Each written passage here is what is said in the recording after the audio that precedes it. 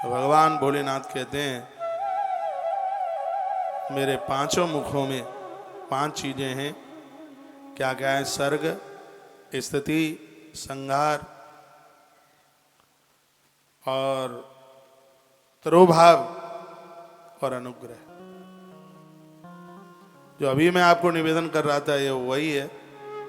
भगवान कहते हैं एक मुख से मैं धरती को पैदा करता हूं, दूसरे मुंह से जल को पैदा करता हूं, तीसरे मुंह से अग्नि को पैदा करता हूं, चौथे मुंह से हवा को और पांचवें मुख से मैं आकाश को प्रकट करता हूं। ऐसे अकेले भगवान महादेव हैं जिनके शरीर में आपको पांचों तत्व दिखाई देते हैं। मेरी तरफ देखिए,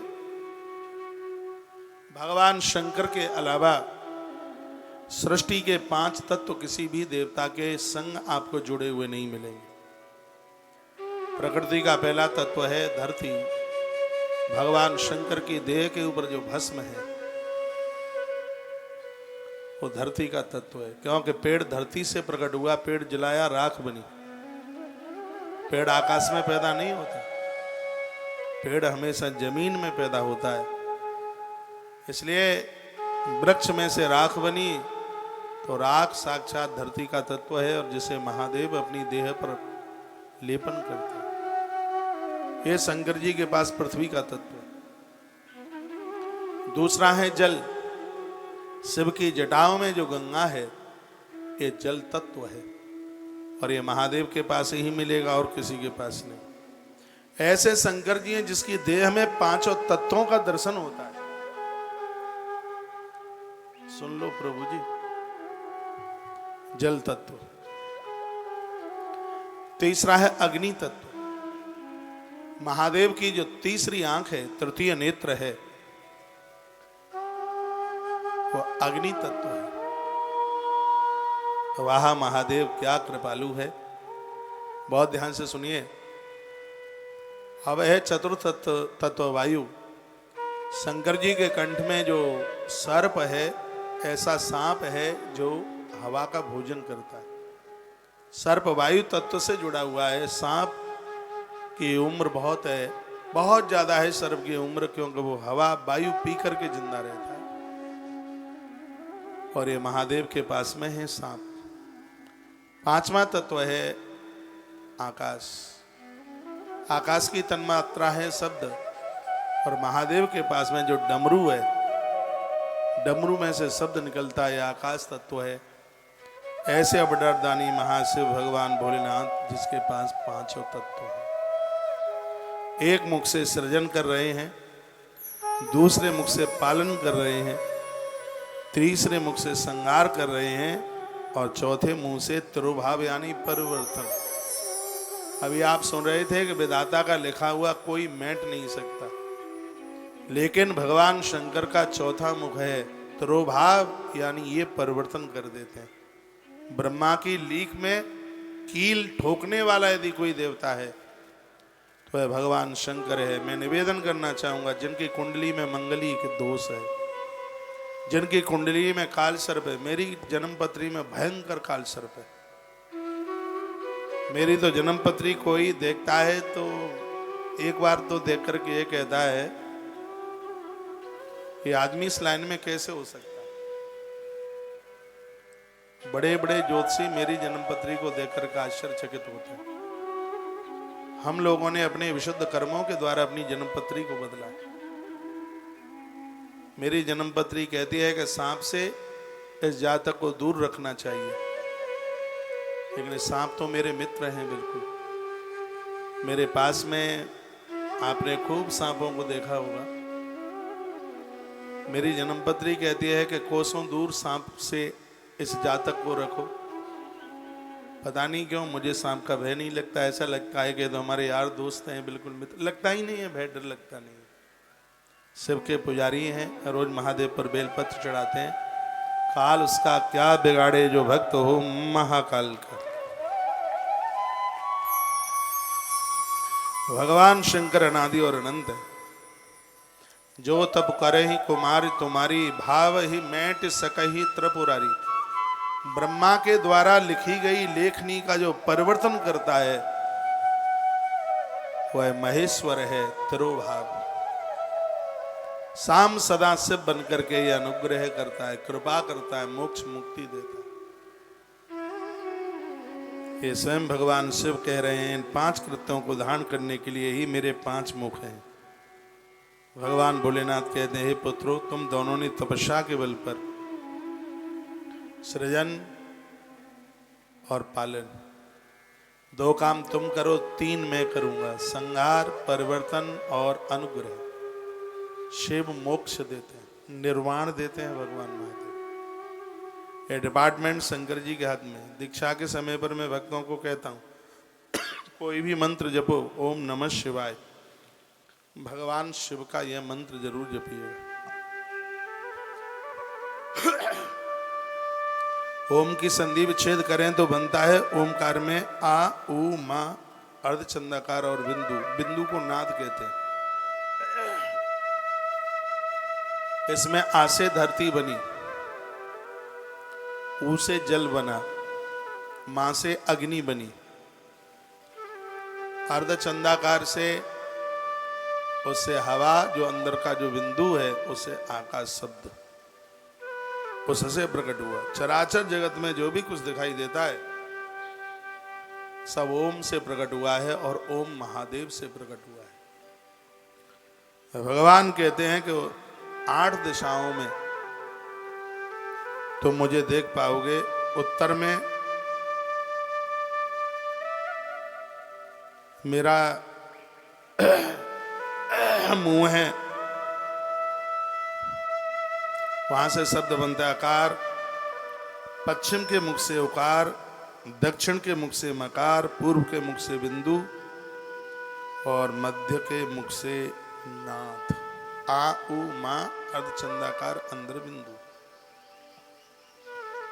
अस्मात् पंचाक्षरम यज्ञे बोधकम सकलस्य तत्। इस धरती पर जो भी लोग चल करके आए हैं, कोई भी जप करें, उन्होंने ओम नमः शिवाय नहीं जपा, उन्हें तो मनुष्य जीवन लेने का सौभाग्य ही प्राप्त नहीं हुआ। किसी भी देवी देवता को मानिए, भगवान शिव को जरूर स्वीकार कीजिए। शंकर के बिना कोई जीवन नहीं है, शिव के बिना कोई जिंदगी है ही नहीं। भगवान भोलेनाथ कहते हैं, आहा कमाल कर दिया। जो बात अभी मैं बोल गया था वही लिखा है। आद्रायाम च चतुर्दश्याम तजाप्यम त्वक्षयम भवे। ओम नमः शिवाय जो मेरा मूल मंत्र है, चतुर्दशी के आद्रा नक्षत्र में यदि इसका किसी ने जप किया तो तत्काल उसको 1 करोड़ मंत्र जपने का फल प्राप्त हो जाता है। स्वयं महादेव कहते हैं। आजकल तो कैलेंडर मिल जाते हैं बाजार में, उसमें सब नक्षत्र वगैरह सब लिखा हुआ होता है। आद्रा नक्षत्र चतुर्दशी को पड़ जाए, देख लेना कैलेंडर कब पड़ रहा है। भगवान शिव कहते हैं कि उस दिन यदि कोई ओम नमः शिवाय इस मंत्र का जप कर ले, जपत्वम प्रणमम मंत्रम देवी दिष्टम महात्म्यम, ये मैंने पूर्व में भी बोला है। प्रणव लगाने का अधिकारी वही है जिसने गुरुमुख से मंत्र को सुनकर के जप आरंभ किया। मंत्र तो ये सब किताबों में भी मिल जाते हैं, लेकिन मंत्र वही प्रभावशाली होता है। कौन सा मंत्र? जो मंत्र गुरुमुख से सुना जाए। मंत्र बिल्कुल राइफल की गोली की तरह। बच्चों ठीक से बैठो सीधे, बूढ़े हो।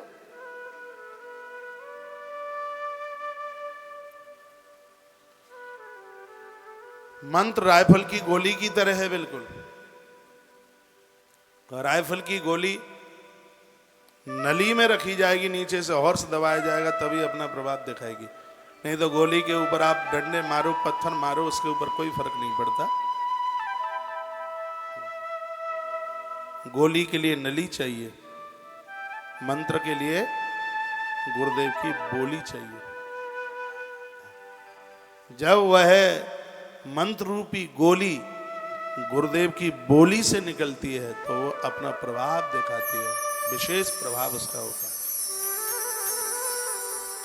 वैसे भी कहा जाता है जब तक जीवन में नहीं है गुरु तब तक जीवन नहीं है शुरू। सूर्यगत्ता महा आद्रा एकम कोटि गुणम भवे। 1 करोड़ मंत्र जप करने का फल तत्काल प्राप्त हो जाता है। चतुर्दशी के दिन आद्रा नक्षत्र में सूर्य आ जाएं और उस समय जप किया जावे ओम नमः शिवाय, ओम नमः शिवाय, ओम नमः शिवाय। बहुत बड़ी उसकी महिमा।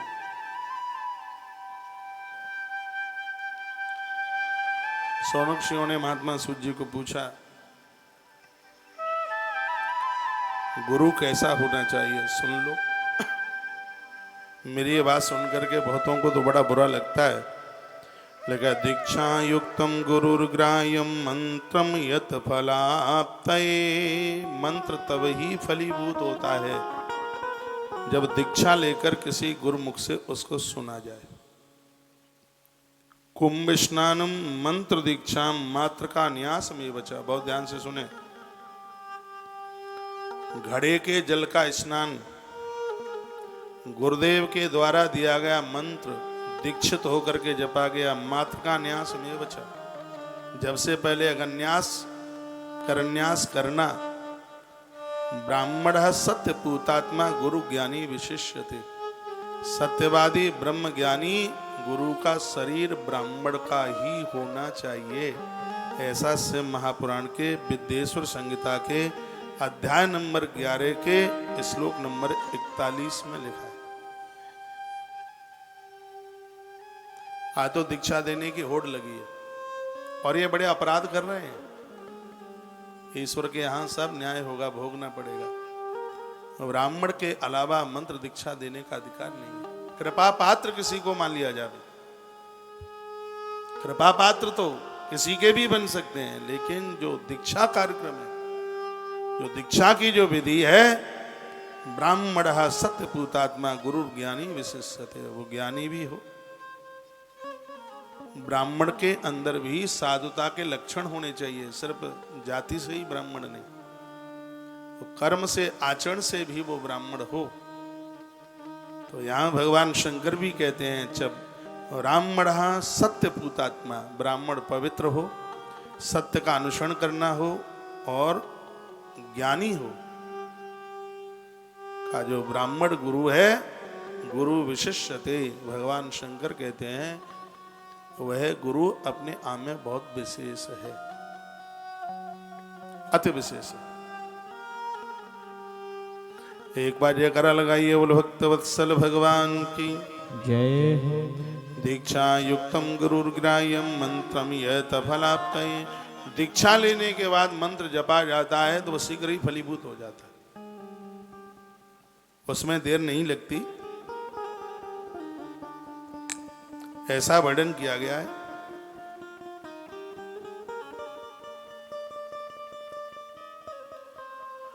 जहां भी आप जुड़े हैं और आपने मंत्र दीक्षा ली है, 1000 दिन में उस मंत्र में जितने अक्षर हैं उतने लाख का जप होना चाहिए। मान लिया ओम नमः शिवाय है, 5 इसमें अक्षर हैं, तभी पंचाक्षर है। 1000 दिन यानी 3.25 साल में इसका 5 लाख जप होना चाहिए। वैसे महापुराण में लिखा है, वह साधक अपने आप में बहुत विशेष है जो हर महीना 1.5 लाख मंत्र का जप करता है, यानी एक दिन में 5000। आज ही हम और बाबा अशोकानंद जी चर्चा कर रहे थे। मैं बोल रहा था कि शिव महापुराण में लिखा है कि साधक को 5000 मंत्र का जप रोज करना चाहिए।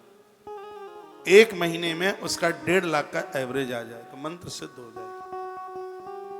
ऐसे लोगों का जीवन बिगड़ता नहीं है, वो लोग स्वयं तीर्थ में हो जाते हैं। और बातें बहुत की जाती हैं तमाम के लिए, ऊट पटांग बोलने के लिए सबके पास समय होता है, लेकिन जब साधना के लिए किसी के पास टाइम नहीं होता। दीक्षा तो इसलिए ले ली जाती है, पड़ोसन ले आइए, लगता ही क्या एक नारियल ही तो लगेगा, वो भी महाराज वापस तुमको ही दे देंगे, क्या लगेगा उसमें। दीक्षा के बाद तो जीवन में परिवर्तन आना चाहिए। ये पूरे के पूरे अध्याय भरे पड़े हैं। यंत्र तंत्र शास्त्र में कहे गए वचनों के अनुसार 3 बार गुरुदेव मंत्र का उच्चारण करवाते हैं, दीक्षा दी जाती है। प्रणव जपने का अधिकार गुरु दीक्षा के बिना संभव होता नहीं। भगवान महादेव ने आज इन दोनों देवताओं के सिर के ऊपर हाथ रखा, मंत्र सुनाया।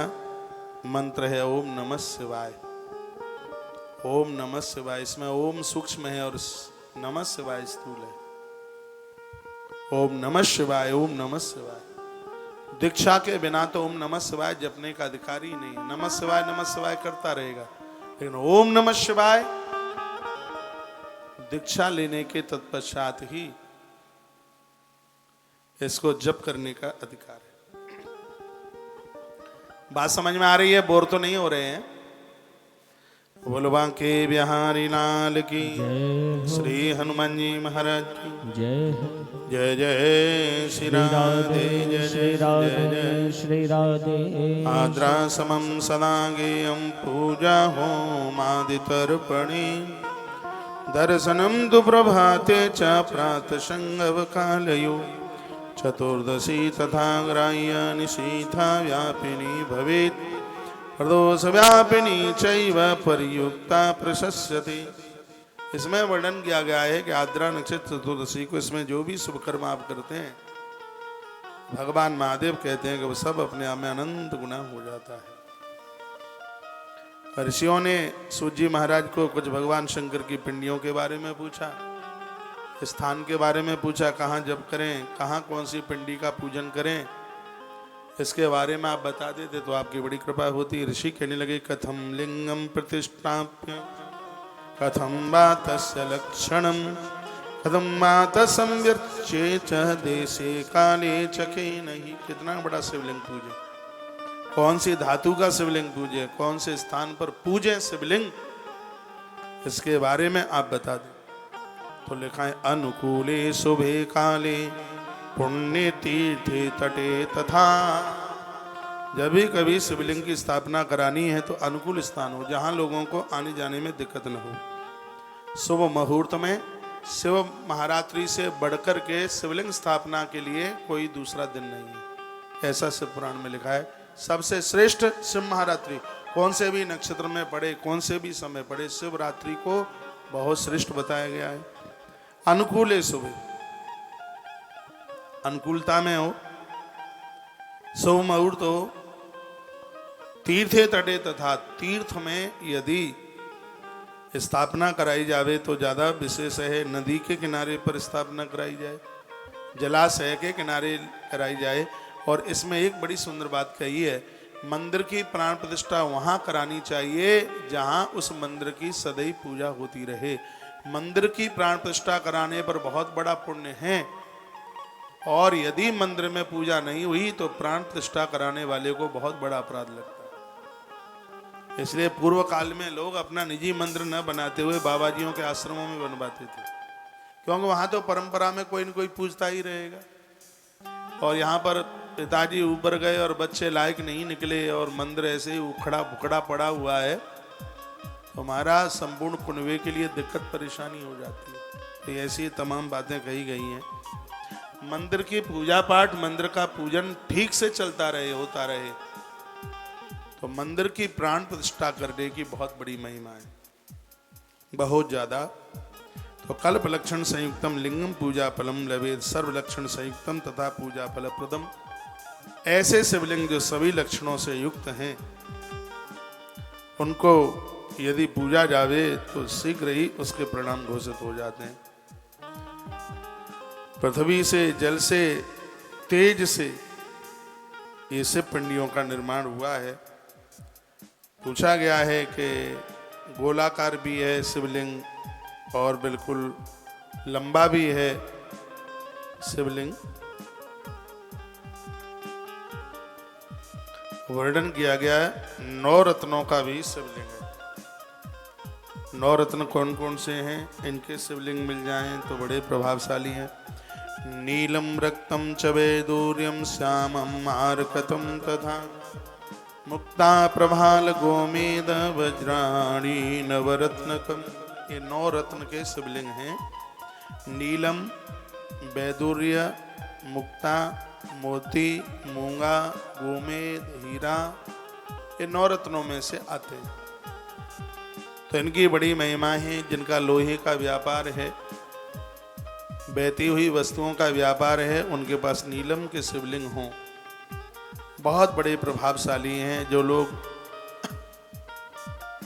वैज्ञानिक हैं, वक्ता लोग हैं, जो कार्य में अपना मस्तिष्क बहुत ज़्यादा लगाते हैं, ऐसे लोग मोती के शिवलिंग का पूजन करने से बहुत बड़े विद्वान हो जाते हैं। जमीन जायदाद का जो काम करते हैं, मूंगा का शिवलिंग जो प्रॉपर्टी का काम करते हैं, उनके लिए मूंगा का जो शिवलिंग है बहुत ज़्यादा ही प्रभावशाली है। ऐसे तो पारदेश्वर भी हैं, पारी के शिवलिंग है, गरीबी नहीं रहने देते। पोखराज के भी शिवलिंग हैं जो विद्या प्राप्ति के लिए, स्फटिक के भी शिवलिंग हैं, बड़े प्रभावशाली हैं। लोग दुश्मन को समाप्त करने के लिए शीशे के शिवलिंग का भी पूजन करते हैं। तो भगवान शंकर के ये शिवलिंगों की जो महिमा है वो बड़ी अद्भुत है। मिट्टी के शिवलिंग भी अभी आप सुनेंगे थोड़ा आगे, जिसमें पार्थिव शिवलिंग पूजा होती है, जिसकी बहुत बड़ी महिमा है अपने आप में। आदौ विमानम शिल्पेना कारम देव गणेयुतम। बता गया एक बाणलिंग सर्व नर्मदेश्वर को छोड़ करके और जितने भी शिवलिंग हैं, पिंडी जिस धातु की है, नीचे की जलेहरी उसी धातु की होनी चाहिए। सिर्फ एक बाणलिंग नर्मदेश्वर को छोड़कर। सोने का शिवलिंग है, नीचे की जलेहरी सोने की ही होनी चाहिए। पार्द का शिवलिंग है, नीचे की जलेहरी पार्द की ही, पारे की ही होनी चाहिए। चांदी का शिवलिंग है, ये मेरे पास में चांदी का शिवलिंग, माँ लक्ष्मी पूजा करती है, ये है शिवलिंग चांदी का है, नीचे की जलेहरी भी इसकी चांदी की है, ऊपर का सांप देवता भी चांदी का ही है। ये आप देख रहे हैं, क्योंकि ये बातें सिर्फ आपको ही बताने के लिए नहीं, ये नियमों को हम भी फॉलो करते हैं। एक ऐसे भगवान श्री नर्मदेश्वर हैं जिनकी पिंडी अलग और जिनकी जलेहरी नीचे की अलग हो सकती है। बिल्कुल दोनों एक भी हों कोई दिक्कत नहीं है, अलग भी हों कोई दिक्कत नहीं। इसलिए घरों में ज्यादा से ज्यादा भगवान नर्मदेश्वर ही पूजे जाते हैं, जिनकी पूजा आराधना अपने आप में बिल्कुल एकदम सरल है। इन बातों को थोड़ा सा ध्यान में आप रखिएगा। लोहे के भी शिवलिंग होते हैं, पीतल के भी होते हैं, ताम्र के भी होते हैं। कुंभे को बढ़ाने के लिए पीतल के शिवलिंग बड़े प्रभावशाली हैं। तो एक एक बात का विस्तार से, और आनंद की बात यह है कि स्वयं भगवान शंकर इस कथा का गायन कर रहे हैं, आपका ध्यान इधर हो। भगवान भोलेनाथ ने कहा कि यदि मेरा कोई परम भगत है और उसे शिवलिंग दिखाई नहीं देता, अंगुष्ठादाभ तथा पूज मिक्षंत केचन, अपने अंगूठे के ऊपर भी उसने एक लोटा पानी चढ़ा दिया है, तो उसको भी मैं तत्काल स्वीकार कर लेता हूं, उसकी पूजा को स्वीकार कर लेता हूं।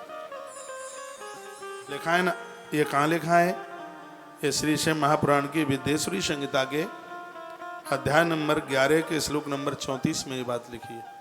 अंगुष्ठादाभ तथा पूजा मिक्षंत किंचन लिंग कर्मण सर्वत्र निषेधोस्ते न करेचित। उस अंगूठे को भी लिंग रूप में मैं स्वीकार कर लेता हूँ और लोग अपने नियम को पूरा कर लेते हैं। कितनी सरल, कितनी सीधी पूजा भगवान महादेव की है।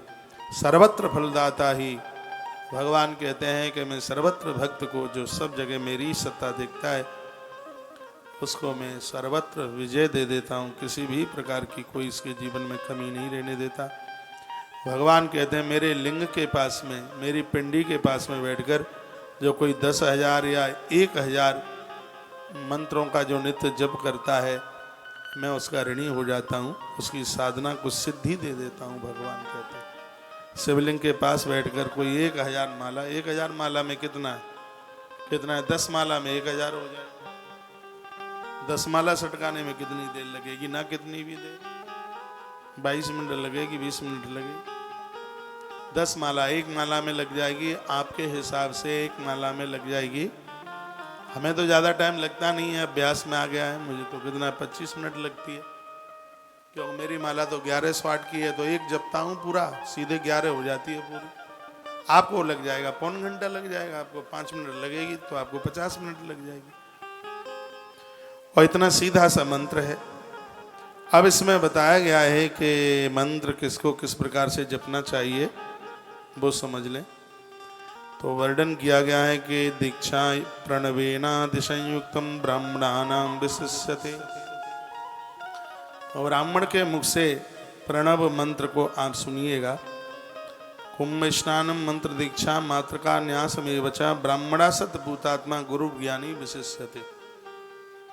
यह बात वर्णित कर दी गई है। पंचकोट जपम कृत्वा सदा शिव समो भवेत। जिसने 5 करोड़ शंकर जी का जप कर लिया है वो साक्षात महादेव की तरह हो जाता है। एक अद्वैत्र चतुष्कोट्या ब्रह्मादीनाम पदम ब्रजेत जपेद लक्षर लक्षम बा अक्षराणाम कृतम पृथक। इसमें 3 करोड़ जप की भी बात कही गई है, 5 करोड़ मंत्र के जप की भी बात कही गई है। और कहा गया है कि 11 करोड़ यदि कोई जप कर लेता है ओम नमो भगवते वासुदेवाय, ओम नमः शिवाय, भगवान महादेव भक्त के सामने आकर के प्रकट हो जाते हैं। 11 करोड़ मंत्र का जिसने जप कर लिया साक्षात महादेव का दर्शन उन्हें हो जाए। किसी जानकार ज्ञानी गुरु की शरण में पहुंच करके मंत्र की विधि समझ करके इस मंत्र को जपा जाए तो ज्यादा प्रभाव है। पहले प्रणव और लास्ट में प्रणव, दोनों जगह प्रणव लगाने का अधिकार सिर्फ ब्राह्मण को है। ओम नमः शिवाय ओम। और कास्ट के जो लोग हैं वो ओम नमः शिवाय ओम नमः शिवाय ओम नमः शिवाय।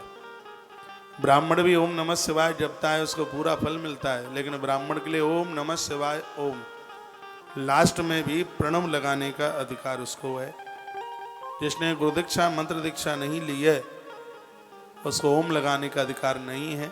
यज्ञ में जब आहुति डालते हैं तो इस मंत्र को ऐसे बोला जाता है, शिवाय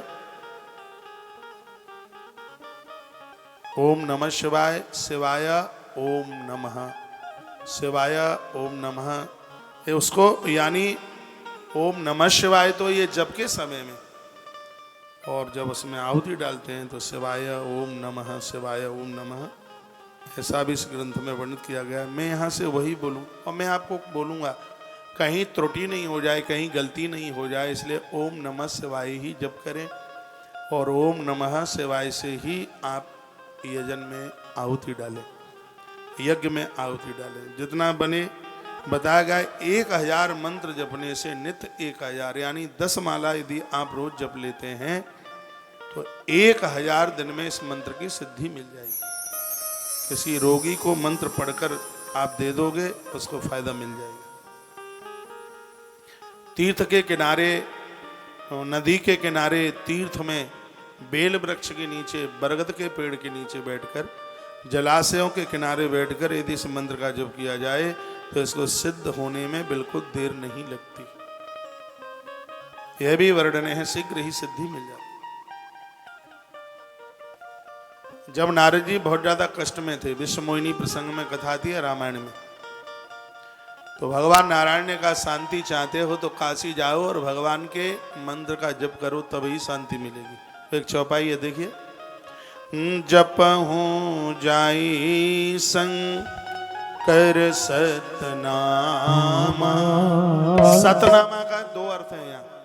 एक तो महादेव के 100 नाम, लेकिन दूसरा मंत्र है, भगवान कहते हैं सतनामा यानी 100 माला भगवान महादेव की रोज जपिए। और 100 माला का मतलब होता है 10,000 जप। यहाँ शिव महापुराण में भी लिखा है, जो लोग 10,000 मंत्र रोज भगवान महादेव के जप लेते हैं उनको शीघ्र ही इष्ट का दर्शन हो जाता है, ज्यादा समय नहीं लगता। जप हूँ जाई शंकर सतनामा, जप हूँ जाई कर सतनामा, होई हृदय तुरत विश्रामा। हो जाई कर सतनामा, जप हो जाई कर सतनामा, होई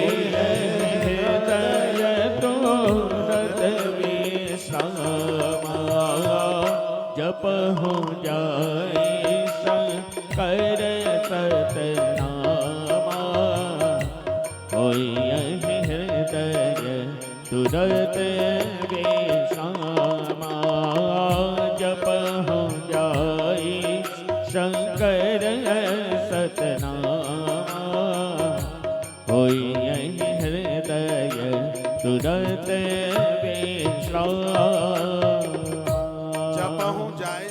कर सतनाम। गुरु मंत्र जपने से शीघ्र ही हृदय में विश्राम मिलता है। रामायण में प्रभु श्री राम जी ने महर्षि वाल्मीकि जी को पूछा, गुरुजी मैं कहाँ रहूं? गुरुदेव ने कहा, राम तुम कहाँ नहीं हो, मैं तुमसे पूछता हूं।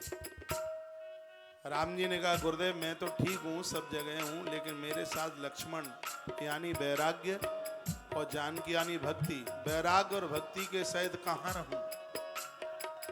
तो महर्षि वाल्मीकि जी भी कहते हैं कि मंत्र राजनीत जप हूँ तुम्हारा, मंत्र राजनीत जप हूँ तुम्हारा, कोई हृदय मंत्र राजनीत जप हूँ तुम्हारा, पूजहि तुम ही सहित परिवारा, मंत्र राजनीत जप ही तुम्हारा, मंत्र राजनीत जप ही तुम्हारा, पूजहि तुम ही सहित परिवारा, मंत्र राजनीत जप ही तुम्हारा, पूजहि तुम ही सहित परिवार।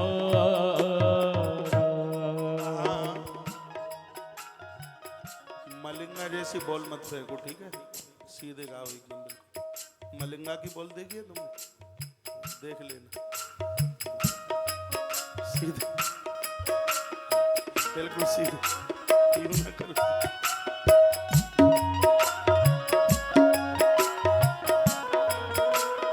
मंत्र राजनित जप ही तुम्हारा, पूजहि तुम ही सहित परिवारा, मंत्र राजनित जप ही तुम्हारा, पूजहि। मंत्र राज किसे कहते हैं? जो मंत्र गुरुमुख से सुना जाता है वो मंत्रों का सम्राट होता है, वो मंत्रों का राजा होता है। तो महर्षि वाल्मीकि जी कहते हैं, जिसने गुरुमुख से मंत्र सुना उसका जो जप करता है, आप अवध रहना भले ही भूल जाना, लेकिन उस साधक के हृदय में रहना कभी भी मत भूलना। मंत्र विज्ञान बहुत बड़ा विज्ञान है।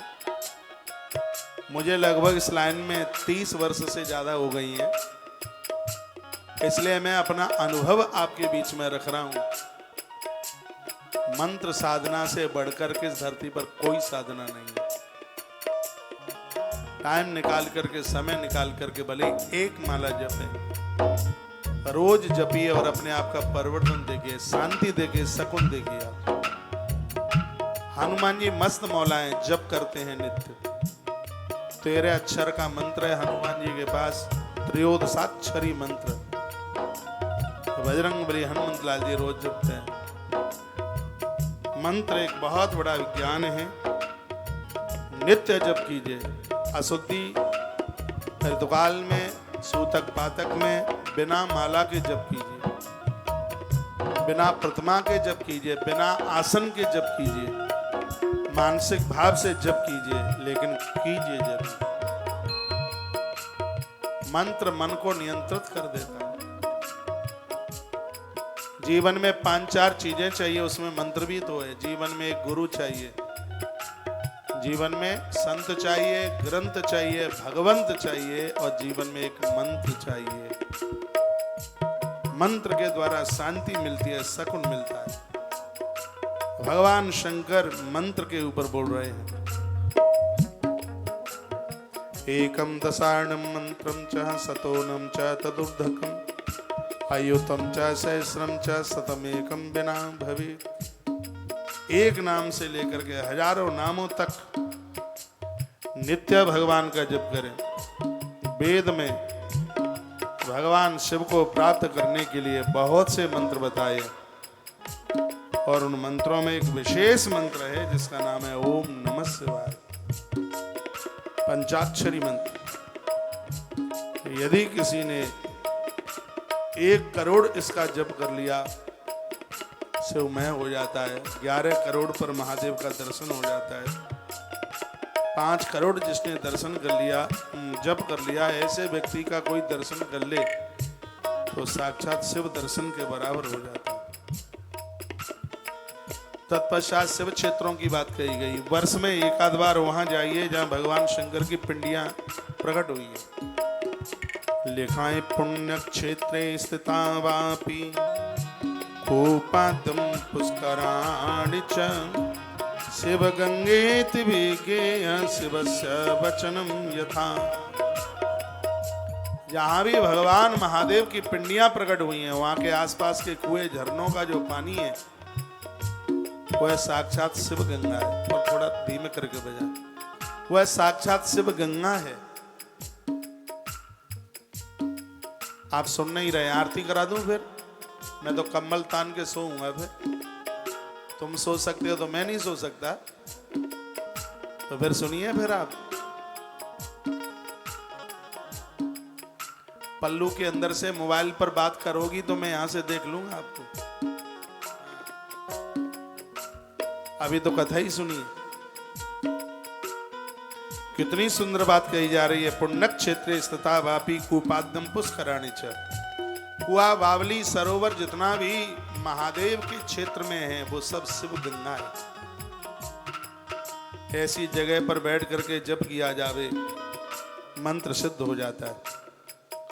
शिव क्षेत्र में दाहा कर्म, दशाहा, मासिक श्राद्ध, सपिंडीकरण एवं वार्षिक श्राद्ध, पिंडदान, ये सब किया जावे तो जीव को पापों से छुटकारा मिल जाता है, ऐसा वर्णन है। भगवान महादेव के जो क्षेत्र हैं, जो शिव क्षेत्र हैं, इन क्षेत्रों में रात्रि निकालने की बड़ी महिमा है।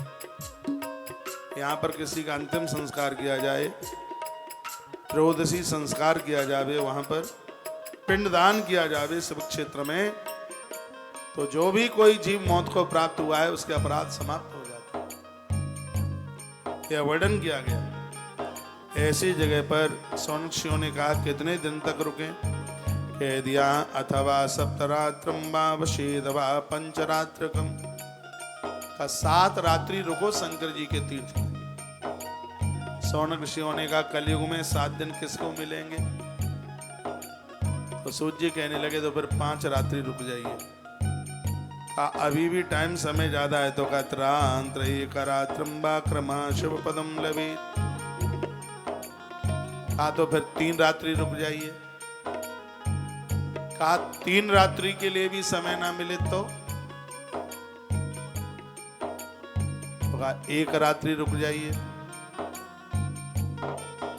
1 रात्रि के लिए भी समय ना मिले तो यमराज के हाथों से फिर कुटने की तैयारी कर लीजिए। जब 1 रात को भी टाइम नहीं है तो यम के दूतों से कुटाई, पीठ पटा होगी, तैयार हो जाए फिर पिटने के लिए।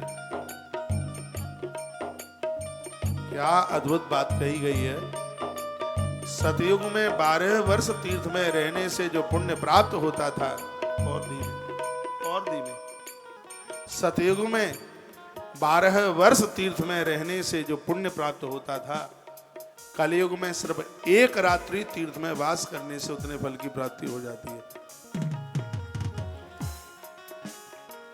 खाली ताली बजा करके खुश मत करो, तीर्थों में जाया करो। ग्रंथ तो यह कहता है कि 50 साल के नीचे हो तो 10.5 महीना घर में, 1.5 महीना तीर्थों में रहो। जो 50 के नीचे वाले, 1.5 महीना तीर्थ उनके लिए। जो 50 के ऊपर वाले हैं, 10 साल गवर्नमेंट ने और बढ़ा दिए हैं तो मैं भी 60 साल करे देता हूं। जो 60 वर्ष के से लेकर के ऊपर वाले हैं उनके लिए 10.5 महीना तीर्थ में और 1.5 महीना घर में, नहीं तो पूरा जीवन ही तीर्थ में निकाल दें। इनका भी लड़का बच्चा याद करते हैं, ये VIP कोटा है, इसको जरूर भरिए, नहीं तो कल से हम ये बीच में सो खड़वा देंगे। ये कैमरे में खाली जाता है, फिर लगता है महाराज की कथा में लोग नहीं है। अब उनको क्या पता है कि बेचारे पीछे बैठे हुए हैं। या तो इसको भरिएगा और या फिर बीच का जो बॉर्डर है उसको कल से अलग कर दीजिए। ये बीच में खाली जाता है, टीवी में अच्छा नहीं लगता। बोलिए बांके बिहारी लाल की जय हो, श्री हनुमान जी महाराज की जय हो। जय जय श्री राधे श्री राधे श्री राधे। और यहाँ तो सब वीआईपी हैं, ये बाउंड्री क्या करेगी? पीछे वाले बैठे हैं सब वीआईपी हैं, सब फर्स्ट क्लास वाले हैं। भगवान के दरबार में तो थर्ड क्लास कोई होता ही नहीं है। राम जी जब अयोध्या में आए वनवास के समय पर, तो जितने लोग उतने ही राम, आगे वालों को भी राम उसी समय दर्शन दे रहे हैं, पीछे वालों को भी उसी समय दर्शन दे रहे हैं। पिछले वाले के हम कितने भाग्यशाली हैं, राम जी ने आगे वालों को छोड़कर और हमें पीछे वालों को सबसे पहले दर्शन दिया। अमित काल प्रकटे होते ही काला। भगवान एक संग सबको मिले, ईश्वर के दरबार में सगरे एक ही है। ये तो एक व्यवस्था के रूप पर ये बाउंड्री सी लगा दी है। कोई ये ना सोचिएगा हम पीछे बैठे हैं तो हम छोटे हो गए। और मेरी निगाह आगे वालों पर तो होती नहीं है, पीछे वालों पर ही ज्यादा होती है। यहाँ से बोलो बांके बिहारी लाल की जय हो, श्री हनुमान जी महाराज की जय हो। जय जय श्री राधे श्री राधे श्री राधे। ये श्लोक जरूर सुन लीजिए। पुण्य क्षेत्र स्थावापि कूपाद्यम पुष्कराण च सब गंगा के विज्ञेय शिवस्य वचनम यत्। जब भी आप महादेव के मंदिर में जाएं,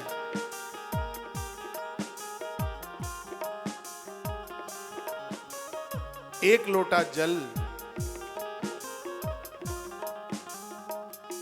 मंदिर के आसपास से नल में से एक लोटा जल भर के, एक लोटा अपने घर का लेके जाएं और एक लोटा वहां का चढ़ाएं। 2 लोटा जल शिव के ऊपर चढ़ा दें, वहां का जरूर चढ़ाएं, क्योंकि लिखा है शिव प्रक्षेत्र का जो पानी है शिव गंगेत विज्ञेय शिवस्य वचनम यत् था कि भगवान शंकर के शब्द हैं कि मेरे आसपास का जो जल है वो साक्षात शिव गंगा के रूप में है।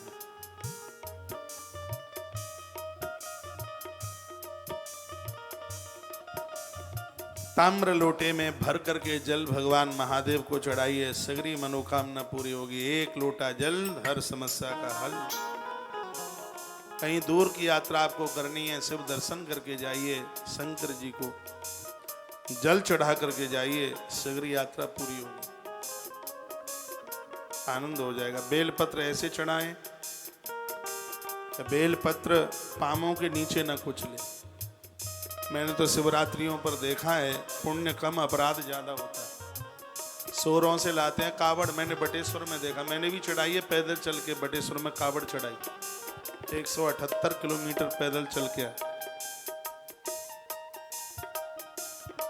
आंखों से देखी हुई बात है। जिन छोटी छोटी वो कंचे की बोतल आती हैं जिसमें गंगा जल भर के लाया जाता है, हर हर महादेव चढ़ाया और वहीं मंदिर में छोड़ दिया। लोगों के पांव फट गए, खून बहता हुआ नंदी की टांगों को अभिषेक करता है।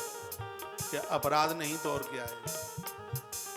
क्या हमारे धर्म में कुछ बातें हैं ठीक नहीं है। जो महादेव के ऊपर बेल पत्तियां चढ़ाई जा रही हैं उन्हीं को पामों के द्वारा कुचला जाता है। ऐसा नहीं होना चाहिए। ये शिव बेल पत्री की कितनी बड़ी महिमा है। ग्रंथ के ऊपर चढ़ी हुई बेल पत्री, महादेव के ऊपर चढ़ी हुई बेल पत्री, इसको घर ले जाया जाए गरीबी को खत्म कर देता है बेल पत्री। और वह बेल पत्री पामों के नीचे कुचली जाती है। यह होना नहीं चाहिए। धूप बत्ती अगरबत्ती ये सब आप यूज करते हैं, उसमें महादेव छाप अगरबत्ती पहले वो सब जलाएंगे और डिब्बी चौकट के बाहर गली में नाली में पटक देंगे। ये मैंने देखा है खुद। ये अपराध है, ऐसा मत कीजिए। ये निर्माल्य वस्तुएं हैं, डिब्बियां हैं, इसको पॉलीथिन में इकट्ठा करते रहिए। जब भी कहीं घर से बाहर जाते हो, नदी मिलती है, तालाब मिलते हैं, उसमें विसर्जित कर दीजिए।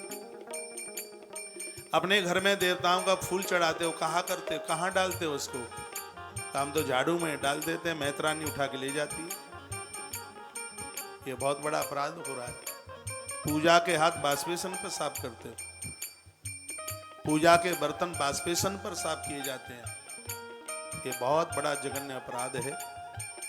भगवान के जो वस्त्र हैं सभी वस्त्रों के संग न धोएं उन्हें। भगवान के बर्तन हैं, सभी बर्तनों के साथ उनको न धोएं। इस बात का बिल्कुल ध्यान रखिए। निर्माल्य सब इकट्ठा करें। भगवान के ऊपर चढ़ाया हुआ निर्माल्य दूसरे दिन सुबह नहीं, संध्या को भगवान को सुलाते समय ही उतारा जाता है उसे। बहुत तो आलसी 100 आलसी गए तब एक एक पैदा हुआ, वही निर्माल्य के ऊपर ही भगवान को लुढ़का देंगे, पर्दा डाल देंगे। चलो अब कल देखेंगे। कल क्यों देखेंगे? सिरादे आज ही उतारिए। निर्माल्य उतारने के तत्पश्चात ही भगवान को शयन कराया जाता है। और उस निर्माल्य को ठीक से एक पॉलीथिन में रखिए। 2, 4, 5 से 7 दिन में जब आप जाते हैं, पत्तियां हैं, बेल पत्तियां हैं, फूल हैं, ये सब निर्माल्य में ही आता है। उसको इकट्ठा कीजिए, फिर उसको नदी में जाकर के उसको प्रवाहित कर दीजिए। वेदांत तो यही है, लेकिन सब उठ पटांग होता है, वो ठीक नहीं है। तत्र तत्र सबक क्षेत्रम तत्र तत्र निवासिनां मोक्षार्थम कृपया देव क्षेत्रम कल्पितवान प्रभु। वर्णन किया है कि जो जो भगवान के क्षेत्रों में वास करेगा, मृत्यु के समय पर वह मुक्ति को प्राप्त होगा। भगवान भोलेनाथ उसे मुक्ति देंगे। भगवान शंकर अपनी कृपा उसके ऊपर कर देंगे। इसमें बिल्कुल किसी भी प्रकार की संशय वाली बात नहीं है। बोल भक्त वत्सल भगवान की जय हो, श्री हनुमंत बलवंत महाराज की जय हो। आइए 2 पंक्तियां भगवान शिव को समर्पित करते हुए और फिर आज की कथा को और आगे के लिए लेकर के चले। महादेव शंकर हैं जग से निराले, बड़े भोले भाले।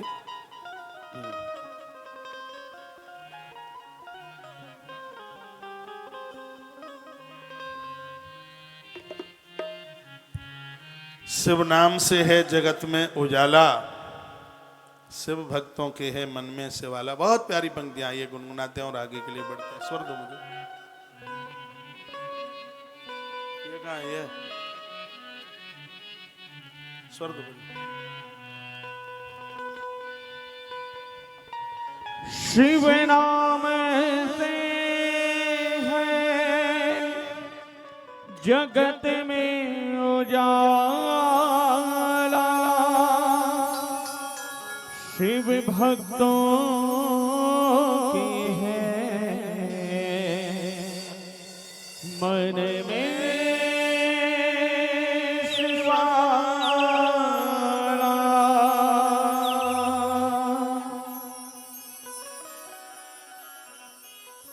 हे शंभु बाबा मेरे भोलेनाथ, तीनों लोक में तू ही तू। हे शंभु बाबा मेरे भोलेनाथ, तीनों लोक में तू ही तू। श्रद्धा सुमन मेरा मन बिन पत्नी, जीवन भी अर्पण कर दूं। हे शंभु बाबा मेरे भोलेनाथ, तीनों लोक में तू ही तू।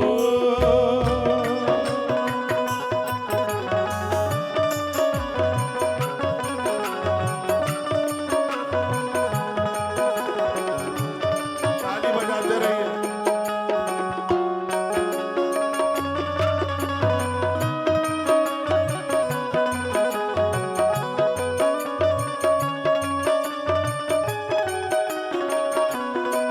जग का स्वामी है तो अंतर्यामी है तो, मेरे जीवन की अनैतिक कहानी है तो। जग का स्वामी है तो अंतर्यामी है तो, मेरे जीवन की अनैतिक कहानी है तो। मेरी शक्ति तेरा पावन है द्वार, तेरी पूजा ही मेरा जीवन आधार। भूल तेरे चरणों की लेकर जीवन को साकार किया। हे शंभु बाबा मेरे भोलेनाथ, तीनों लोक में तू ही तू।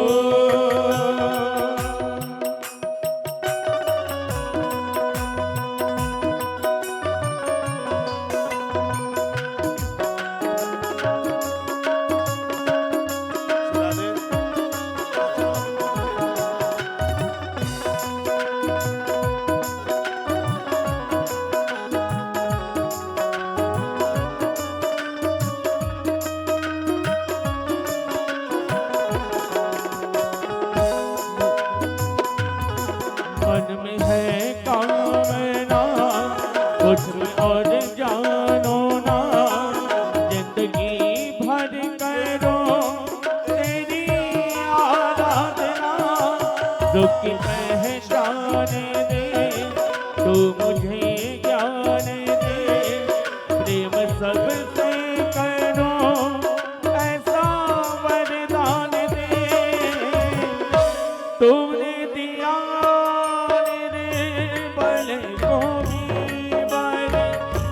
अज्ञानी को ज्ञान दिया। हे शंभु बाबा मेरे भोलेनाथ, तीनों लोक में तू ही तू। श्रद्धा सुमन मेरा मन गिरपत तेरी, जीवन भी अर्पण कर दो। हे शंभु बाबा मेरे भोलेनाथ, तीनों लोक में तू ही तू। हे शंभु बाबा मेरे भोलेनाथ, तीनों लोक में तू ही तू। श्रद्धा सुमन मेरा मन बिलपत तेरी, जीवन भी अर्पण कर दो। हे शंभु बाबा मेरे भोलेनाथ, तीनों लोक में तू ही तू। हे शंभु बाबा मेरे भोलेनाथ, तीनों लोक में तू ही तू। भोलेनाथ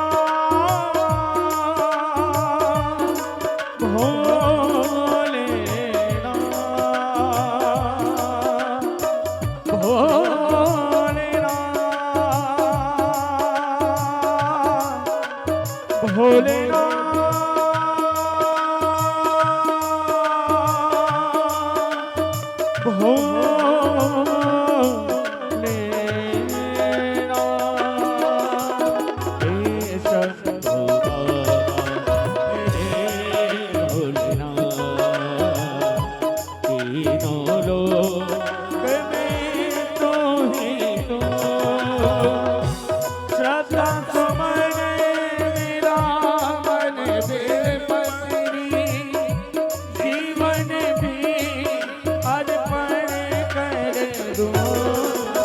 हे शंभु बाबा मेरे भोलेनाथ, तीनों लोक में तू ही तू। हे शंभु बाबा मेरे भोलेनाथ, तीनों लोक में तू ही तू।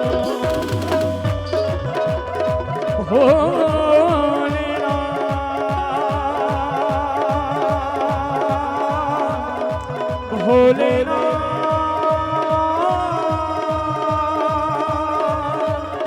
भोलेनाथ तेरा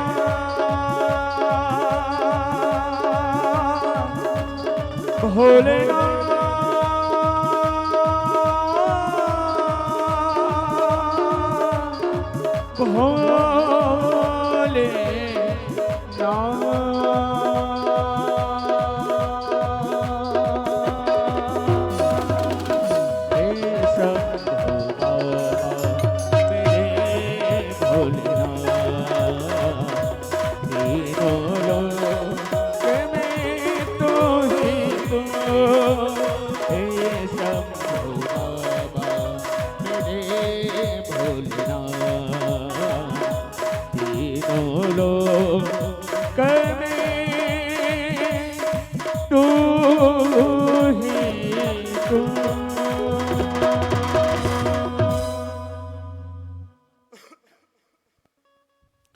बोलिए शंकर भगवान की जय श्री हनुमंत बलवंत महाराज की जय हो। शिव महापुराण के माध्यम से आप तीर्थ क्षेत्र की महिमा सुन रहे हैं।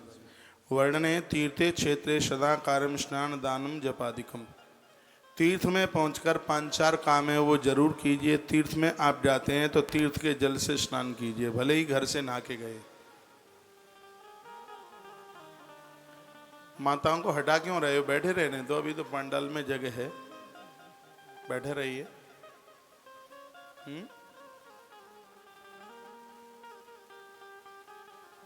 अभी काफी जगह है, रास्ते को खाली करके बैठे।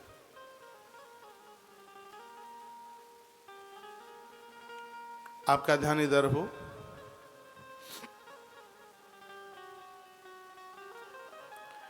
तीर्थ में जाएं तो भले ही घर से स्नान करके गए हैं, वहां यदि नदी है, सरोवर है, तो वहां के नदी सरोवर से स्नान कीजिए, पहली बात। दूसरी बात है दान कीजिए।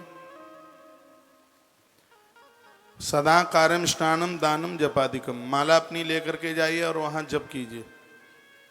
यदि कथा सुनिए, महापुरुषों के दर्शन कीजिए, मंदिरों में दर्शन कीजिए। यदि ऐसा नहीं किया तो अन्यथा रोग दारिद्रम मूकत्पा दापनियान रह।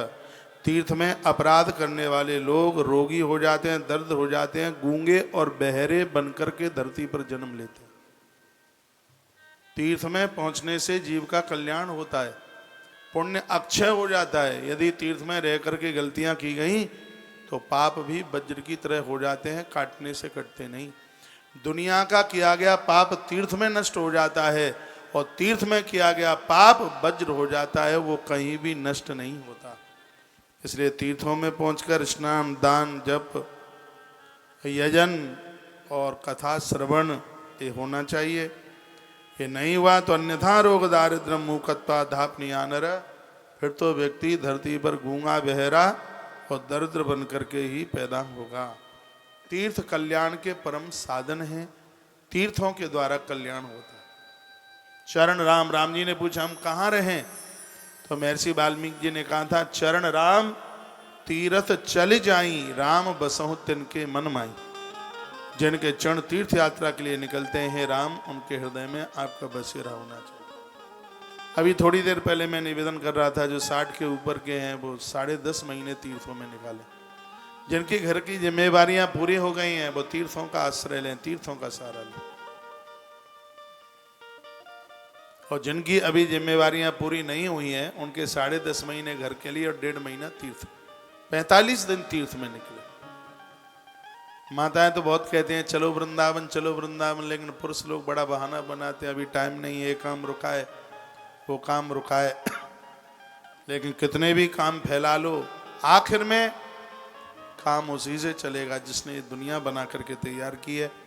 आज नहीं तो कल, कल नहीं तो परसों, परसों नहीं तो वर्ष बाद ये बात समझ में जरूर चल के आएगी कि ईश्वर के बिना कभी कल्याण हो ही नहीं सकता। नदियां जहां बहती हैं, साल में एक आध बार जाइए, वहां बसेरा कीजिए। लिखा है सरस्वती नदी पुण्या प्रोक्ता षष्ठी मुखा तथा तत्तीरे वसते प्राज्ञ क्रमांत ब्रह्म पदम लभेत। जो माँ सरस्वती के किनारे पर वास करते हैं। सरस्वती माता को 60 मुख है।